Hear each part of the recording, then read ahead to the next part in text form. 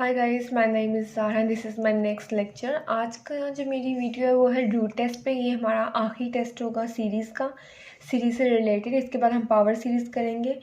Root test क्या होता है? रूट टेस्ट सबसे पहले मैं आपको बताऊंगी इसकी स्टेटमेंट, इसकी जो कंडीशंस होती हैं क्या होती हैं, फिर हम उससे रिलेटेड एग्जांपल्स करेंगे जैसे हमने रेशियो टेस्ट में की थी।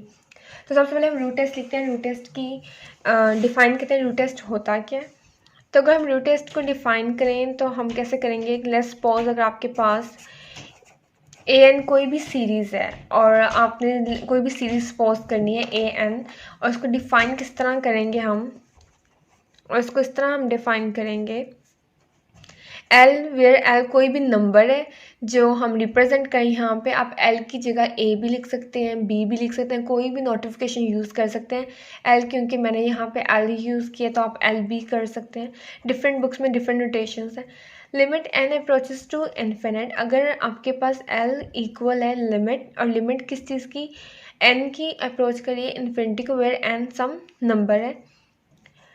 अंडर एन और ए एन जो कि हमारे पास सीरीज़ होगी उसका हम मॉड ले लें और उसके ऊपर हम अंडर रूट nth पावर में ले लें, तो यहाँ पे जो l है वो इक्वल हो जाएगा। इसी चीज़ को मैं इस तरह भी लिख सकती हूँ, लिमिट। जब हम क्वेश्चन करेंगे तो हम इस चीज़ को किस तरह लिखेंगे? ए एन और इसकी पावर 1/n, nth पावर जो यहाँ पे nth अंडर रूट है इसको हम 1/n भी लिख सकते हैं। तो यहाँ पे चाहे आप इस फॉर्म को याद कर लें, चाहे आप इस फॉर्म को याद कर लें। हम जब एग्जांपल्स करेंगे हम इस फॉर्म को यूज़ करेंगे, तो इसी को मैंने आगे इसको थोड़ा सा एक्सप्लेन करके लिख दिया। तो अगर हमारे पास एक सीरीज़ हो और उसको हम इस तरह डिफ़ाइन करें, अब इस एल पे डिपेंड करेगा क्या ये सीरीज़ कन्वर्ज कर रही है, डाइवर्ज कर रही है, या फिर ये टेस्ट फेल हो गया। जिस टेस्ट फेल का मतलब क्या होता है कि सीरीज़ हमें नहीं पता कि डाइवर्ज कर रही है कन्वर्ज कर रही है, तो हम कंफ्यूज होते हैं, तो हम उसको कहते हैं कि यहाँ पे ये टेस्ट फेल हो गया, कि हमें क्लियरली नहीं पता। तो हमारे पास जो कंडीशंस होंगी इसकी क्या होंगी? इफ़ एल लेस देन 1 हो तो हम क्या कहेंगे कि सीरीज़ यहाँ पे कन्वर्जेंट है। और अगर यहाँ पे हमारे पास एल की वैल्यू आ जाए ग्रेटर देन 1 तो सीरीज़ क्या है? डाइवर्जेंट। और जैसे कि मैंने रेशियो टेस्ट में बताया था कि if L is equal to 1 हो जाए तो यहाँ पे हमारे पास क्या हो जाएगा? Test fail. इसका मतलब ये है कि हमें नहीं पता कि ये सीरीज़ कन्वर्ज कर रही है या फिर डाइवर्ज कर रही है। तो हमारे पास सीरीज़ मे बी आप लिख सकते हैं, may be divergent, may be convergent, हमें नहीं पता, और कन्वर्जेंट। इसलिए हम इस जब L1 आता है तो हम कोई और टेस्ट अप्लाई करके देख लेते हैं कि सीरीज़ कन्वर्ज कर रही है फिर डाइवर्ज कर रही है। ये था रूट टेस्ट कि रूट टेस्ट हमने किस तरह चेक करना है, किस तरह हमने अप्लाई करना है। अब मैं आपको एग्जाम्पल करके दिखाऊंगी कि रूट टेस्ट हम किसी क्वेश्चन के ऊपर किस तरह लगाएंगे। अगर हमारे पास कोई एग्जाम्पल आ जाए तो हमने रूट टेस्ट के अकॉर्डिंग उसको किस तरह चेक करना है। लेट्स सपोज हमें सबसे पहले एक एग्जाम्पल लेते हैं।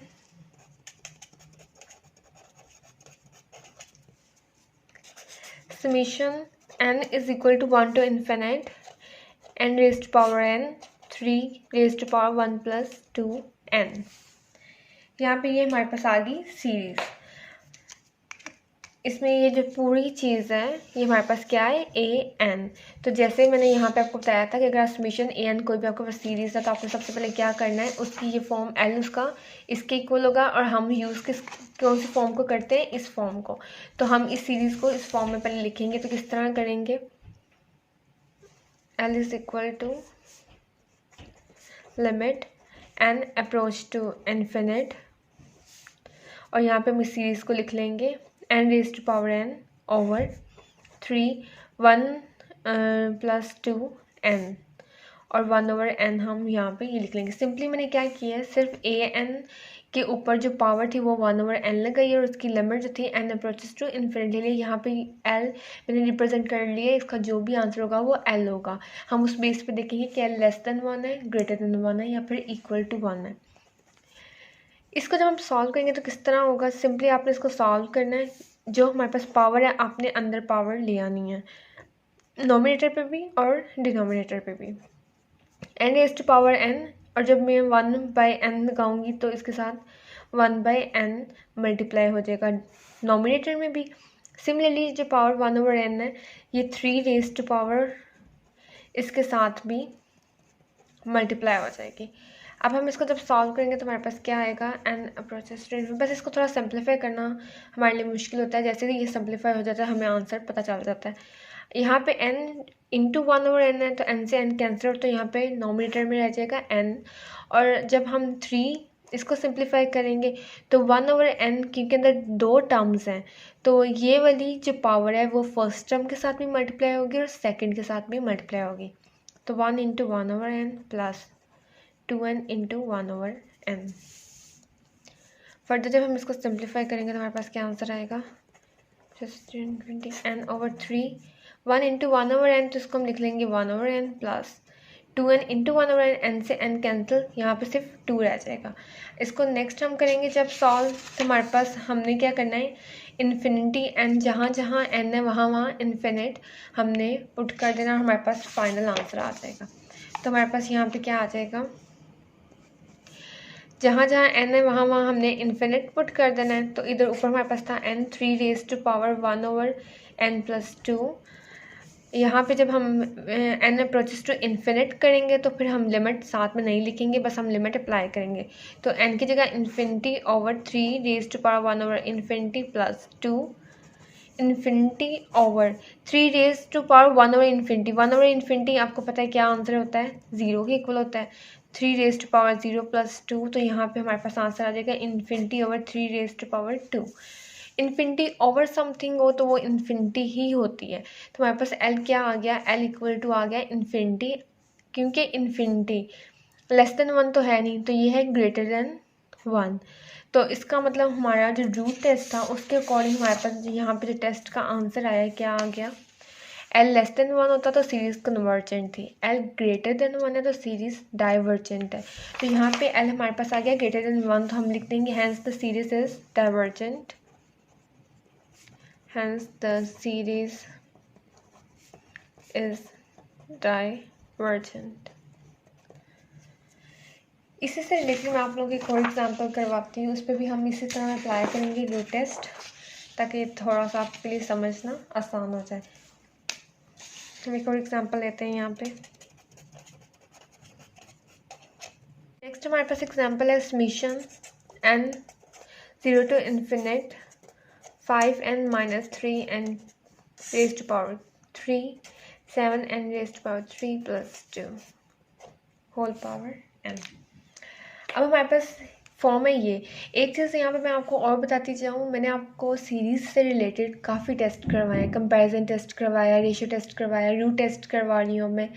तो आपने क्या करना है, आपने देखना है कि कौन सी सीरीज़ पे कौन सा टेस्ट इजीली अप्लाई होगा, आपने वो उस पर अप्लाई करना है।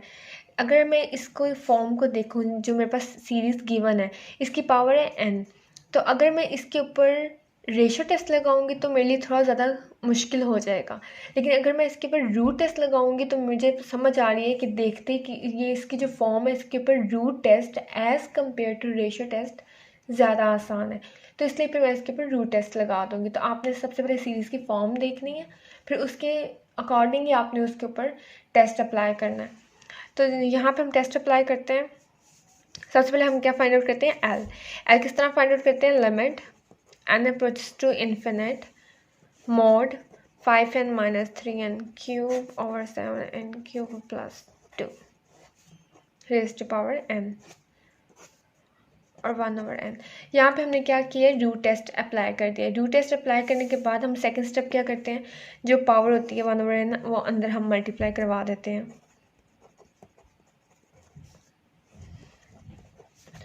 Three n cube over 7n cube plus 2n into 1/n। यहाँ से हम सिंप्लीफाई कर लेंगे, n से n कैंसिल आउट हो जाएगा और हमारे पास जो फॉर्म रह जाएगी वो सिर्फ इतनी से होगी। अब इस फॉर्म के ऊपर हमने n अप्रोचेस टू इन्फिनिट लगाना है, तो इस फॉर्म को हम direct n approaches to infinite नहीं लगा सकते। यहाँ पे हमारे पास इन्फिनिटी ओवर इन्फिनिटी की फॉर्म बन जाएगी, जो कि मैथ्स में एग्जिस्ट नहीं करती, वो रॉन्ग कंसिडर होती है। इसलिए हम क्या करेंगे, इसको थोड़ा सा सिंप्लीफाई करेंगे। सिंप्लीफाई करने के लिए हम क्या करेंगे, यहाँ से n रेज टू पावर 3 और n रेज टू पावर 3, इस ऊपर नॉमिनेटर में भी हम n रेज टू पावर 3 से डिवाइड कर देंगे टर्म्स को, और डिनोमिनेटर में भी हम n रेज टू पावर 3 से डिवाइड कर देंगे टर्म्स को। तो जब हम डिवाइड करेंगे, या आप इस तरह इसको समझ लें, या फिर आप इस तरह भी समझ सकते हैं कि n raise to power 3 nominator और डिनोमिनेटर में से हमने बाहर कॉमन निकाल लेना है। दोनों तरीके हैं, दोनों तरीक़ों से जैसे आपको समझ आती है आप समझ लें। मैं डिवाइड करने वाला तरीका कर रही हूँ, तो 5n over n cube minus 3n n cube over 7n cube over n cube plus 2 over n cube. जब हम सिंप्लीफाई करेंगे तो यहाँ से n है और यहाँ पे n क्यूब है, तो हमारे पास आंसर में क्या आ जाएगा, 5 over n square minus 7 plus 2 over n cube. अब अगर हम लिमिट अप्लाई करेंगे तो हमारे पास इन्फिनिटी बाय इन्फिनिटी की फॉर्म नहीं बनेगी। तो अब हम जब इस पर लिमिट अप्लाई करेंगे तो हमारे पास आंसर क्या आएगा, limit n approaches to infinity, भी हम इसको ऐसे लिख लेते हैं, 5 over n square minus 3 over 7 plus 2 over n cube. Infinity जब जहाँ जहाँ n है वहाँ पे आप इन्फिनिटी अप्लाई कर दें तो आपके पास ये वाली फॉर्म कुछ इस तरह बनेगी, 7 प्लस 2 ओवर इन्फिनिटी क्यूब, जिसको मैं सिंप्लीफाई करके इस तरह भी लिख सकती हूँ, क्योंकि इन्फिनिटी का स्क्वायर भी इन्फिनिटी होता है, इन्फिनिटी का क्यूब भी इन्फिनिटी ही होता है। तो 5 ओवर इन्फिनिटी 0 माइनस 3 7 प्लस 0, तो माइनस 3 ओवर 7 हमारे पास ये आ गया इसका आंसर। सॉरी, यहाँ पे मॉड भी था तो आपने मॉड भी अप्लाई करते जाना है। तो जब मॉड साथ साथ ही आप अप्लाई करते जाएंगे, तो यहाँ पे मॉड में हमारे पास आ गया माइनस 3 ओवर 7। मॉड के अंदर जब भी कोई नेगेटिव टर्म आती है तो वो ऑटोमेटिकली आप उसको पॉजिटिव कंसिडर करते हैं। तो माइनस 3/7 को आप प्लस 3/7 कंसिडर करेंगे। प्लस 3/7 का जो आंसर होता है वो होता है लेस देन 1। तो अब आप क्या करेंगे, क्योंकि आपके पास जो L है वो है लेस देन 1, तो हमारे पास सीरीज़ क्या हो जाएगी, series is convergent according to root test. ये आपने लाजमी मेंशन करना है जिस सीरीज़ पे आप कौन सा टेस्ट लगा रहे हैं। क्वेश्चन पेपर पे आपको ये भी कहा जा सकता है कि रूट टेस्ट के अकॉर्डिंग हमें बताएं कि सीरीज़ कन्वर्जेंट है या डाइवर्जेंट। तो अगर आपसे ये कह दिया जाए तो आपको जो भी फॉर्म कहा जाएगी आपने टेस्ट अप्लाई करना है, फिर ही आपको मार्क्स मिलेंगे। और अगर आपके ऊपर मेंशन ना हो तो आप जो सी मर्जी सीरीज़ अप्लाई कर दें, उसमें कोई फ़र्क नहीं डलेगा। इसी से रिलेटेड मैं आप लोगों को एक और एग्जाम्पल करवाऊँगी।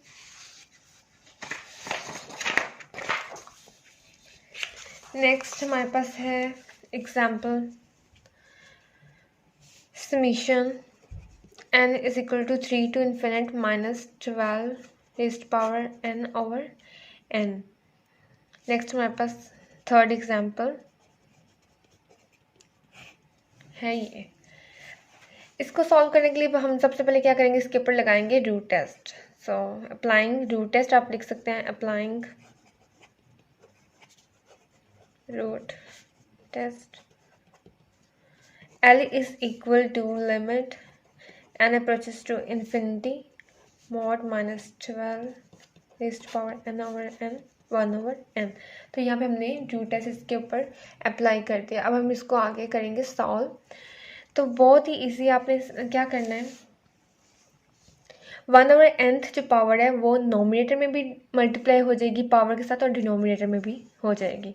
तो आपने सिंपली पहले minus 12 raise to power n into 1 over n over, यहाँ पे n की पावर है कुछ भी नहीं है तो इसका मतलब 1, तो 1 के साथ 1 over n मल्टीप्लाई हो जाएगी। तो limit n approaches to infinite minus 12 की पावर n से n कैंसिल आउट, तो यहाँ पे रह जाएगी ऊपर 1 और यहाँ पे नीचे आ जाएगी 1 over n। अब इसका है मॉड। जब हम मॉड होता है, मॉड जब मैं हटा दूंगी यहाँ से तो हमारे पास क्या आ जाएगा, माइनस 12 की जगह रह जाएगा 12 over n raise to power 1 over n limit n approaches to infinite. अब आप क्या करें, लिमिट अप्लाई करते हैं, जहाँ जहाँ n है वहाँ वहाँ इन्फिनिट कर दें। जब हम लिमिट अप्लाई करेंगे तो हमारे पास आ जाएगा 12 ओवर इन्फिनिट। जब यहाँ पे लिमिट अप्लाई होगी n approaches to infinite denominator में n 1/n पे। तो इसका जो आंसर होता है मैं यहाँ पे हिंट दे देती हूँ, आपने ये याद रखना है, जब भी limit n approaches to infinity और n 1/n की फॉर्म हो तो हमेशा आंसर 1 आता है। ये आपने याद रखना है। अगर आपको ये इसका प्रूफ नहीं आता तो आप मुझे बताएंगे तो मैं आपको इसका प्रूफ भी करवा दूँगी। आज टाइम शॉर्ट है तो मैं इसका प्रूफ नहीं करवा रही। लिमिट अगर n अप्रोच करे इन्फिनिटी को और आपके पास फॉर्म क्या हो n की पावर 1/n, तो इसका आंसर हमेशा 1 आता है। तो आपने इसका आंसर 1 अपने माइंड में रखना है। तो यहाँ पे इस फॉर्म में जब मैं नॉमिनेटर में लिमिट n है ही नहीं, जब डिनोमिनेटर में मैं पुट करूँगी तो इसका ओवरऑल आंसर आता है 1, तो 12/1 मेरे पास आंसर आएगा विच इज़ इक्वल टू 12। हमारे पास हमें पता है कि l हमारे पास क्या आ गया 12, और 12 क्या है ग्रेटर देन है 1 से। तो अगर l ग्रेटर देन हो 1 से तो ड्रू टेस्ट के अकॉर्डिंग सीरीज डाइवर्जेंट होती है। तो आप इधर लिख सकते हैं hence series is divergent according to root test. तो ये था मेरा आज का लेक्चर रूट टेस्ट पे। इससे रिलेटेड मैंने आपको 3 एग्जाम्पल्स करवाई हैं। अगर किसी भी एग्जाम्पल में किसी भी पॉइंट में आपको कोई भी मसला हो तो आप मुझसे पूछ सकते हैं। Thank you for watching.